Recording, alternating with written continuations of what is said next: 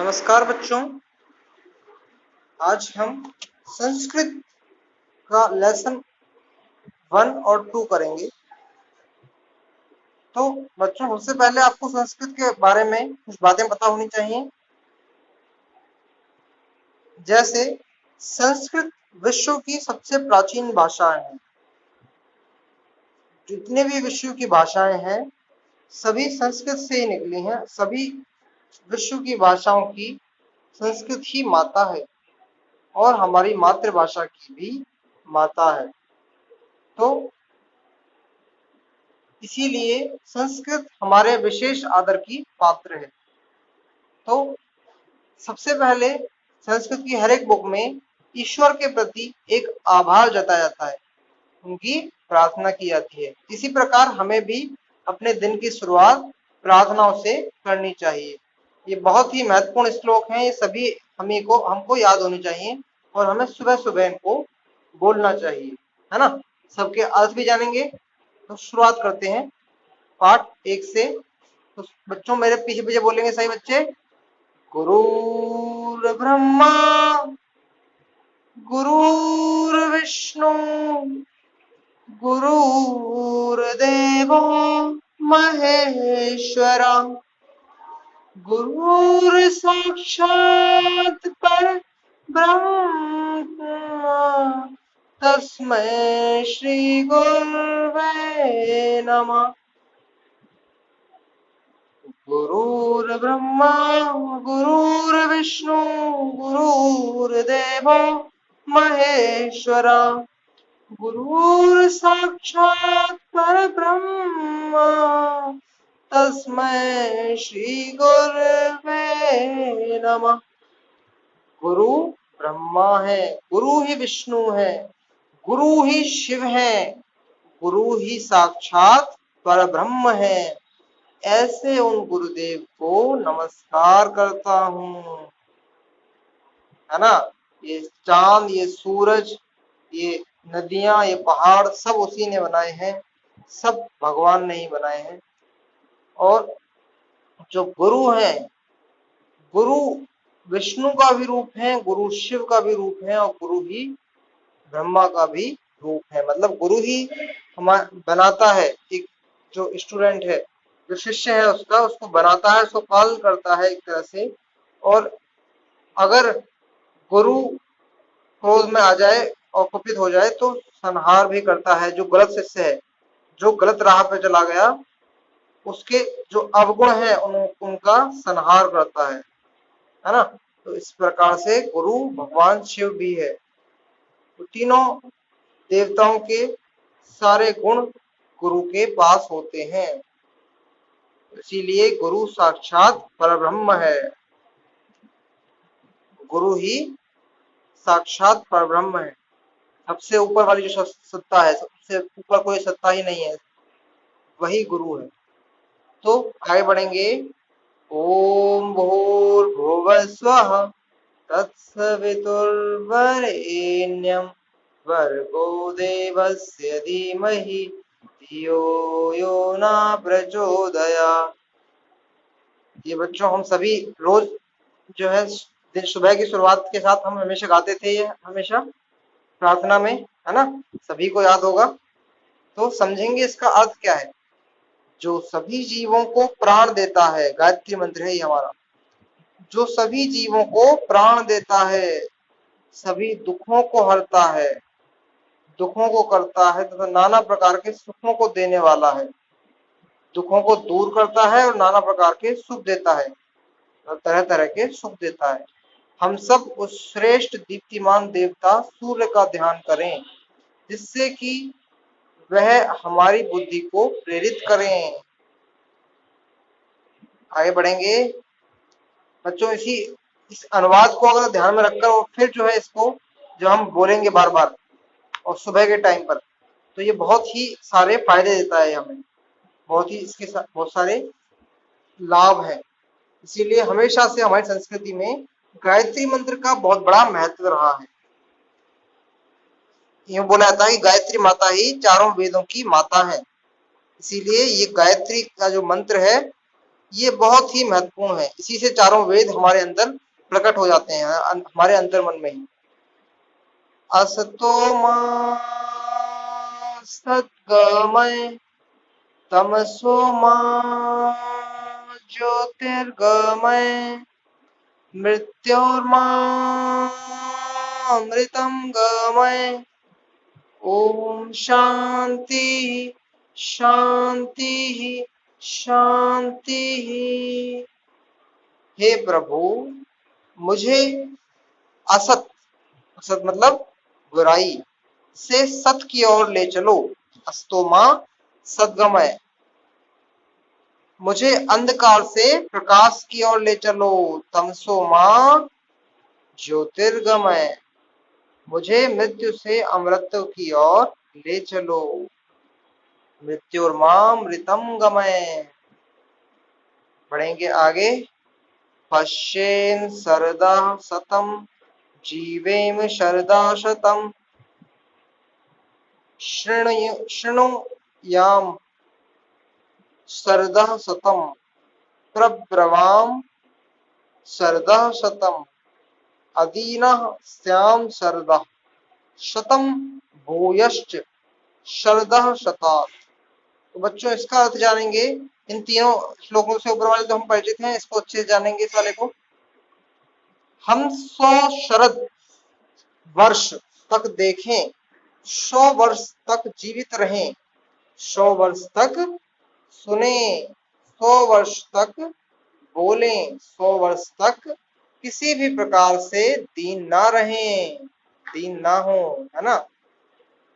हम 100 वर्ष तक जीवित रहें इस पृथ्वी पर, ऐसी प्रभु से कामना मनोकामना की गई है ना, प्रार्थना की गई है। हम 100 वर्ष तक कम से कम देखें ही देखें। बाकी आपकी इच्छा है, बाकी आप बुला लेना अपने पास, है ना। तो बच्चों आगे बढ़ेंगे। तो गौ माता का इसी के साथ ये वाला पहला वाला तो समाप्त होता है आपका। इसके श्लोकों को और साथ ही हिंदी अनुवाद को अपनी कॉपी में कर लेना, है ना।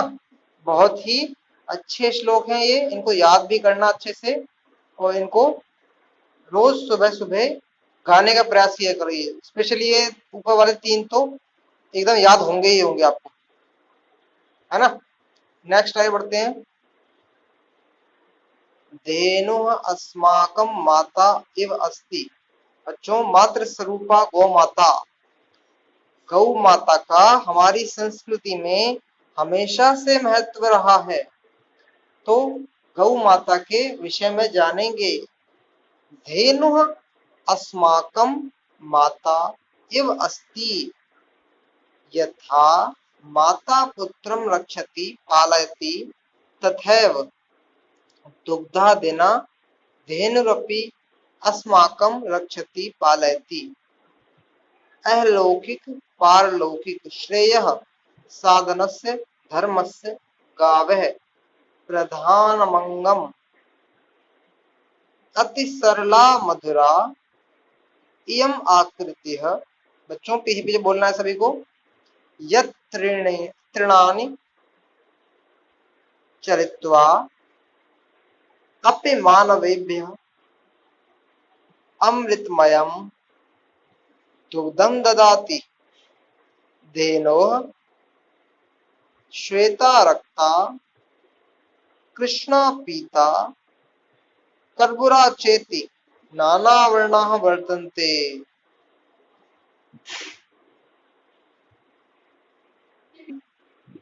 कृषि प्रधान भारतस्य धेन्वः एक एव सर्वस्वं सन्ति।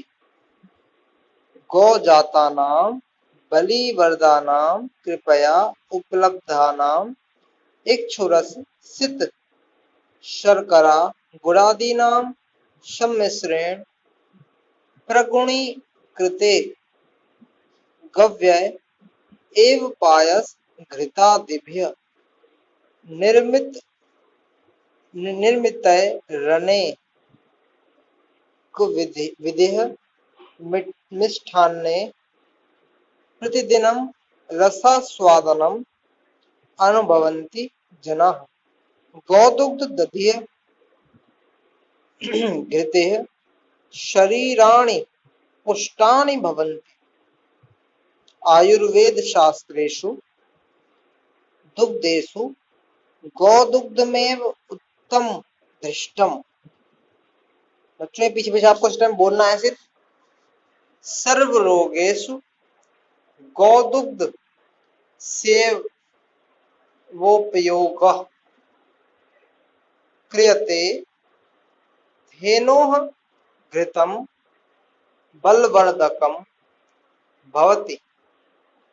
गवां सेवया लौकिकः श्रेयः लभते। इतिहास एवात्र प्रमाणम्। को न जानाति यद रघुवंशावतंसो राजा दिलीपो। बच्चों जो गैप छोड़ रहा हूं मैं उसमें आपको बोलना है, ध्यान रखना। गो सेवया एव पुत्रम प्राप्तवान। गौतम शिष्यः सत्यकामपि गौ सेवयेव तत्वज्ञानम बभूव। एकस्मिन् गोचारण प्रसंगे गोपालकः श्रीकृष्णः वदति गावो समागतः सन्तु गावो मे सन्तु पृष्ठतः। गावो मे सर्वतः सन्तु गवां मध्ये वसाम्यहम्। भारतीय संस्कृतौ धेनुं मातरमिव मन्यन्ते। वस्तुतः सा मातैव सा सर्वाण्यपि साम्येन पालयति। न केवलं गोरक्षकेभ्यः एव ददाति सुखानि अपितु गोघातकेभ्यो अपि तथैव सुखानि विप्रति। कुपुत्रो जायेत क्वचिदपि माता को माता न भवति। अद्यत्वे स्वतंत्रे भारतदेशे आशामहे यत् गोवंशस्य रक्षा क्रियेत राष्ट्रं च समृद्धं कुर्यात् तदैव शोभनानि दिनानि वयं द्रष्टुं शक्नुमः। तो बच्चों समझेंगे इसकी हिंदी अनुवाद को। धेनुः अस्माकं माता इव अस्ति। गाय हमारी माता के समान है। आगे बढ़ेंगे। यथा माता पुत्रम रक्षति पालयति तथैव दुग्धादिना धेनुरपि अस्माकं रक्षति पालयति। जैसे माता अपने पुत्र को पालती है, इसी प्रकार से जो धेनु है हमारी गाय माता जो है वो दूध आदि से हमें हमारा पालन करती हैं, हमारी रक्षा करती हैं। अहलौकिक पारलौकिक श्रेयः साधनस्य धर्मस्य गावः प्रधानमंगम। मतलब कि इस लोक के और परलोक में भी धर्म के साधन का मुख्य श्रेय गाय प्रमुख अंग है। मतलब कि इन्हीं की सेवा से बहुत सारे पुण्य प्राप्त होते हैं हमें, है ना।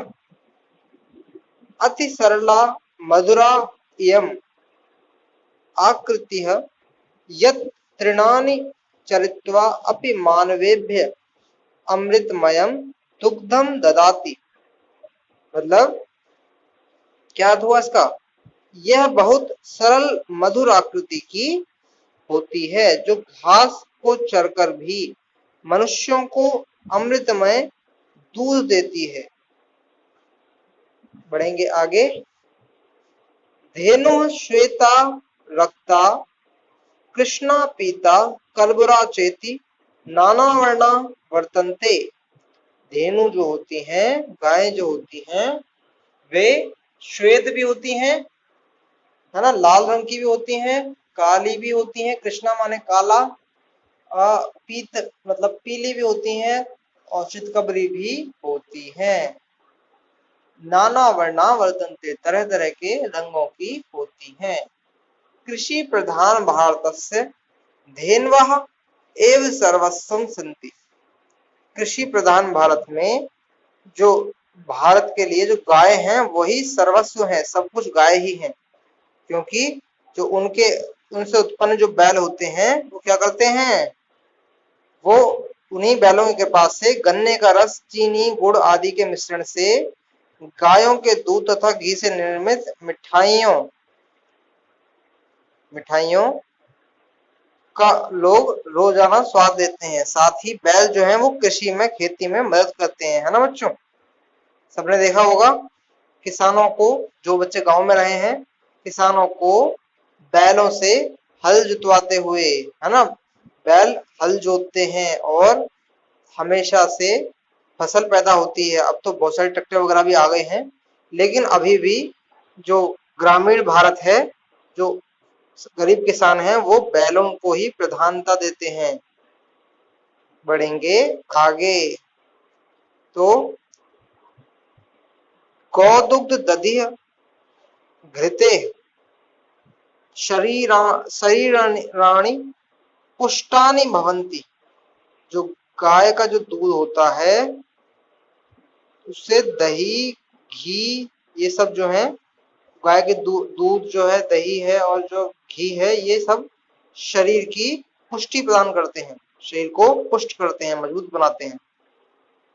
आयुर्वेद शास्त्रेषु दुग्धेषु गोदुग्धमेव उत्तममुद्रष्टम।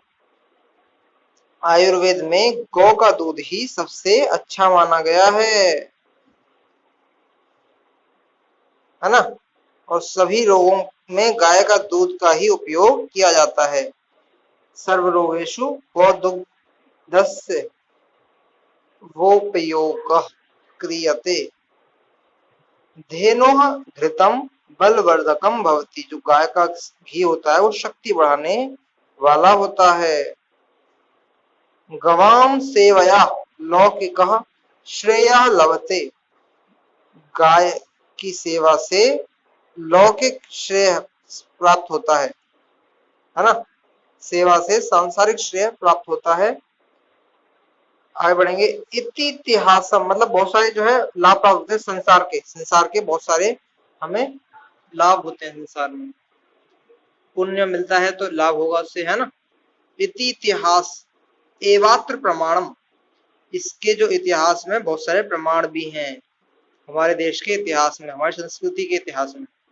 कौन है जानाति यद रघुवंश शावतंसो राजा दिलीपो गौ सेव्या एवं पुत्रम प्राप्तवान। कौन नहीं जानता कि रघुवंश के राजा दिलीप जो हैं उन्होंने गौ सेवा से पुत्र की प्राप्ति की।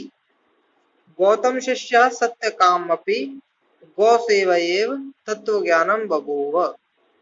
जो गौतम के शिष्य सत्यकाम थे उन्होंने गौ सेवा से क्या प्राप्त किया, तत्व ज्ञान का प्राप्ति करी, है ना। उपनिषदों में इनकी कथाएं आती हैं। आप अगर पढ़ोगे उपनिषदों को, बहुत ही महान उपनिषद हैं, बहुत ही रोचक कथाएं हैं उनमें, हमारे इतिहास की, हमारे पूर्वजों की। एकस्मिन् गौचारण प्रसंगे गोपालकः श्री कृष्ण वदति। एक बार गौचारण करते समय कृष्ण जी जो है क्या बोलते हैं, गावो समाग्रतः संतु, गावों में संतु पृष्ठता। क्या कहते हैं, मेरे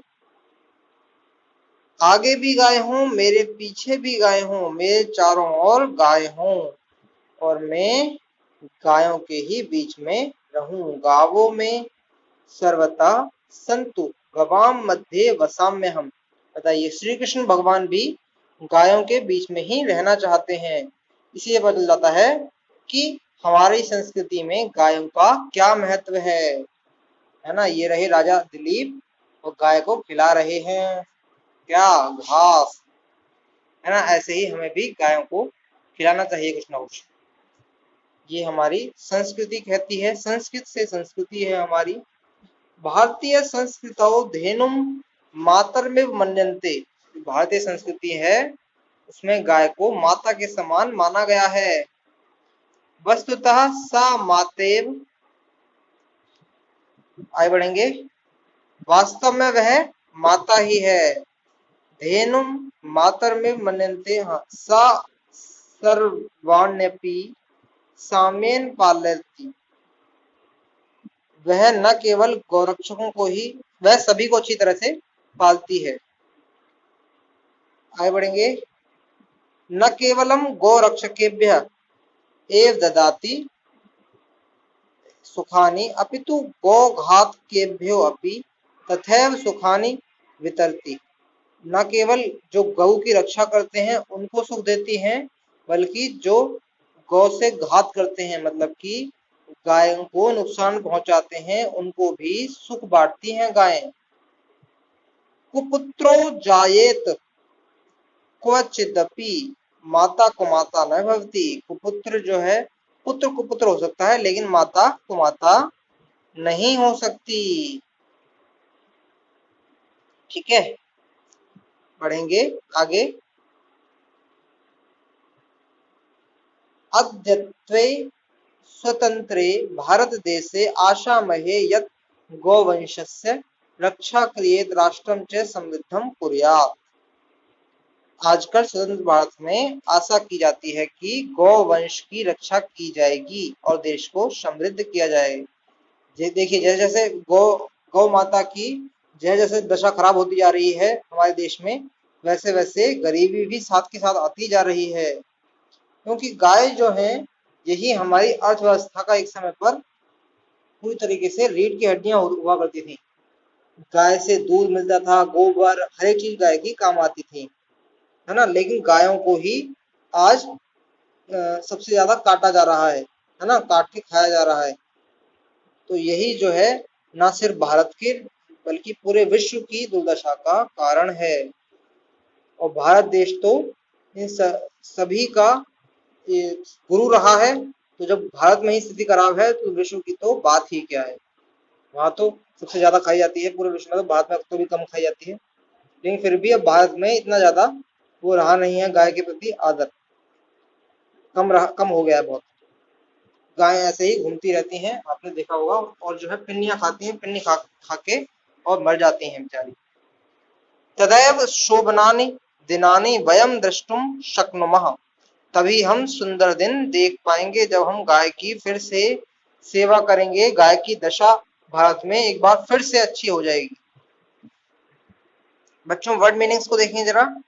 अहलौकिक मतलब कि इस लोक में, और पारलौकिक माने दूसरे लोक में, परलोक में।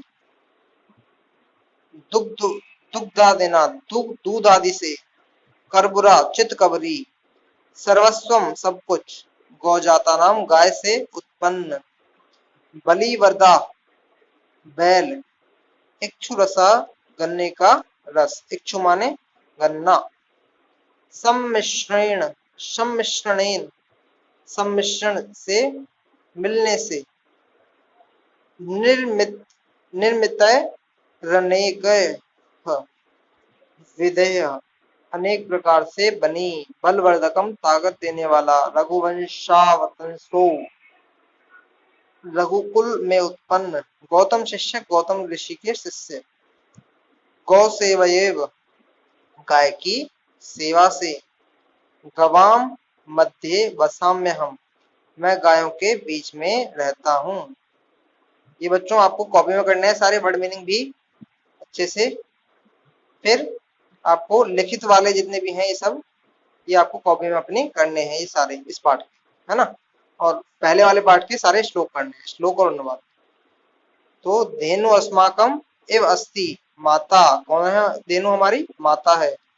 गावः, कौन कौन से रंग की होती है गाय, श्वेत कृष्णा, रक्ता कर्बुरा, उभौ, दोनों, ये श्वेत कृष्ण भी होती है, रक्ता और कर्बुरा भी होती है। दुग्धेषु सर्वोत्तमः अस्ति, गौ दुग्धम, सबसे अच्छा जो दूध है वो किसका है, गाय का। सत्यकामः कस्य शिष्य आसीत् गौतमस्य। गौ सेवया पुत्रं प्राप्तवान् दिलीपः। आयुर्वेद शास्त्रेषु। बच्चों ये सारे कर लेना अच्छे से, रिक्त स्थान भी मैंने आपके लिए भर दिए हैं, इनको कॉपी में कर लेना आप। और ये क्वेश्चन आंसर्स आपको यहाँ मिल जाएंगे सारे, है ना। और ये आपको ये सारे करने हैं जितने भी हैं सब। इसी के साथ ये संस्कृत अनुवाद है, ये हिंदी, और ये संधि विच्छेद, और क्या है ये, लिंग विभक्ति और वचनम। तो ये सारे आपको करने हैं। इसी के साथ आशा है आपको ये पाठ जो है अच्छा लगा होगा, आज का बहुत ही मजा आया होगा। इसी के साथ वीडियो को समाप्त करते हैं। धन्यवाद।